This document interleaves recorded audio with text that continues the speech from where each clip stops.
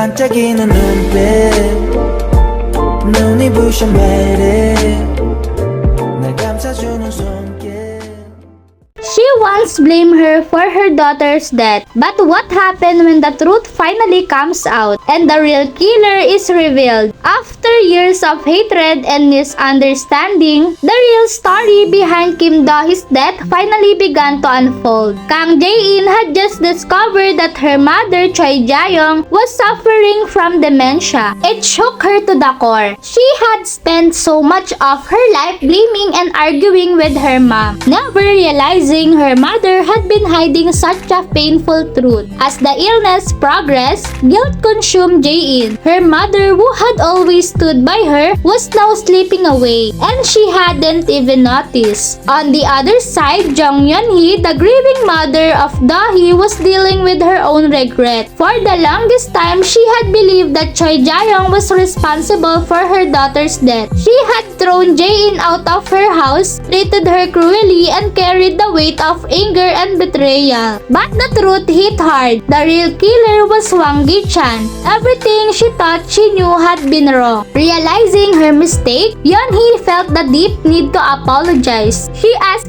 for a chance to meet Jae In again. At first, it was hard. Jae In was overwhelmed, unable to face someone she had deceived, even if unintentionally. But Yeon-hee approached her with sincere remorse. She remembered every harsh word she had said and regretted them all. She couldn't imagine the pain Jae In must have gone through, being wrongly blamed for something she didn't do. The two women stood face to face, their shared grief and sorrow bridging the silence between them. Jae In, burdened by the responsibility of caring for her sick mother, confessed how exhausted and lost she felt. She had been so blinded by revenge that she didn't see her own mother suffering until it was too late. In a moment filled with raw emotion, Jae In broke down. She cried in Yeon-hee's arms, finally letting out everything she had held inside. The woman who once rejected her now offered her a home. Yeon-hee, filled with compassion, asked Jae In and her mother to come live with her. She wanted to help, not just out of guilt, but out of a genuine desire to make things right. Jae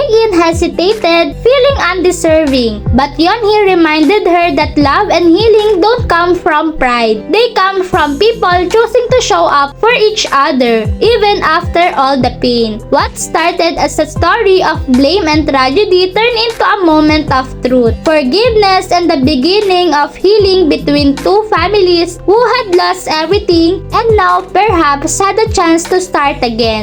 'Cause you are